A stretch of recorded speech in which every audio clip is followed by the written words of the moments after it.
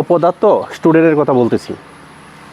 শিক্ষামন্ত্রীর পদত্যাগের দাবিতে তারা আন্দোলনে মাঠে নেমেছে, কিন্তু শিক্ষামন্ত্রী নাম কি তাও জানে না, বলে যে প্রধানমন্ত্রীর পদত্যাগ চাই।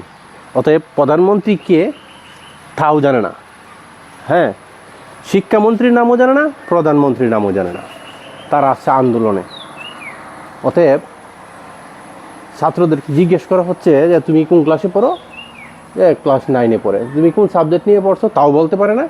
সায়েন্স নিয়ে পড়তেছে, বিজ্ঞান নিয়ে পড়তেছে। এই সমস্ত স্টুডেন্ট আসছে আন্দোলন করার জন্যে।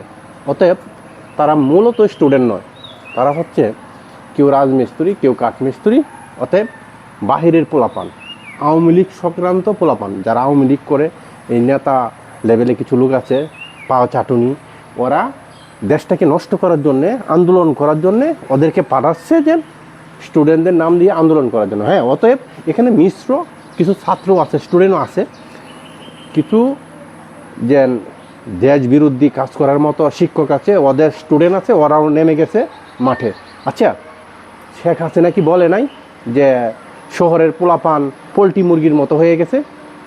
তখন শেখ হাসিনার মাঝে পায়ের মাঝে কামড়ায় তোমরা ধরতে পারছো না, এখন এসে পড়ছো যে শিক্ষামন্ত্রী বলছে যে হ্যাঁ, যে বৃষ্টি হচ্ছে এই বৃষ্টির মাধ্যমে কীভাবে ছাত্ররা যাবে, ওরা তো পোলট্রি মুরগির মতো, বৃষ্টির একটু পানি পড়লেই আমার মেয়েরও দেখছি ঠান্ডা লেগে যায়।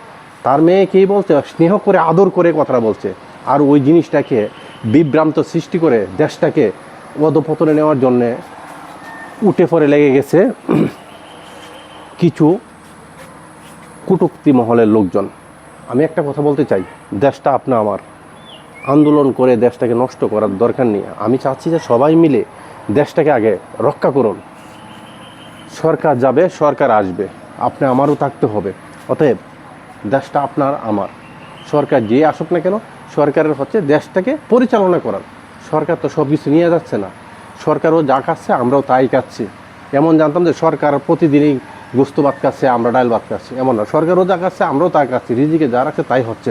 কিন্তু এখানে কিছু লোক আছে যে কারো খাবার কেউ দেখতে পাচ্ছে না, আওয়ামী লীগ, বিএনপি। আমি একটা কথা বলবো যে আওয়ামী লীগ, বিএনপি, আওয়ামী লীগ চলে গেছে পালাইয়া, বিএনপি আছে। অতএব দেশটা দুজনে মিলিয়ে চালাইতে হবে।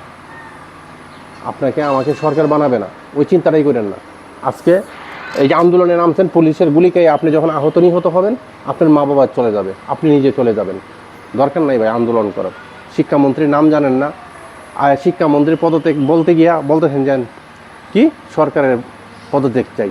সরকারের নাম কি বলতেছেন যেন এই শিক্ষামন্ত্রীর নাম বলতেছেন। তাহলে আপনার কিসের স্টুডেন্ট? আপনাদের তো মেধা শক্তি নাই। এই দেশের যে শিক্ষামন্ত্রীর নাম সেটাই জানেন না। শিক্ষামন্ত্রীর পদত্যাগ চাইতে গিয়ে আইসা বলতেছেন যেন এই প্রধানমন্ত্রীর পদত্যাগ চাই। এটা কি বলতেছেন আপনারা? আসলে গার্জিয়ানের কিছু দোষ আছে। আপনার সন্তান কোথায় যাচ্ছে, কার সাথে মিশছে, তাও দেখতে পাচ্ছেন না।